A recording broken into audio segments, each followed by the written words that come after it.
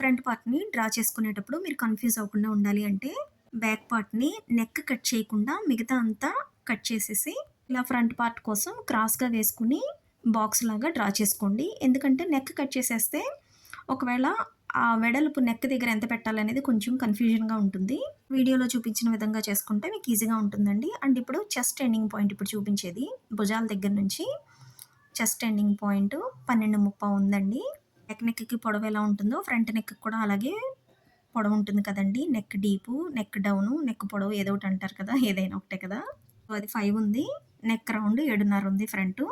And hook పట్టి, కాజా పట్టికి అక్కడ middle డాట్‌కి 3.5కి ఒక అంగుళం కలుపుకొని పెట్టుకోవాలండి. 4.5 ఖర్చులకి మిడిల్ డాట్‌కి కలిపి మెయిన్ డాట్‌కి భుజాల మధ్యకి మడిచి కాకుండా 3.5, 3.5 అలా పెట్టుకోవాలండి. భుజాల మధ్యకి మడవడం అనేది అందరికీ సూట్ కాదు. మెయిన్ డాట్ వెడల్పు 1.5 పెట్టానండి. పాపకి హెవీ చెస్ట్ ఉంది. చంక డాటు చంక రౌండ్‌లో మిడిల్‌లో పెట్టుకొని అలా డ్రా చేసుకోవాలండి. చంక డాట్‌కి, మెయిన్ డాట్‌కి గ్యాప్ కొంచెం ఎక్కువ ఉంటే చెస్ట్ నీట్‌గా ఉంటుందండి. ఫుల్ వీడియో లింక్‌లో ఉంది.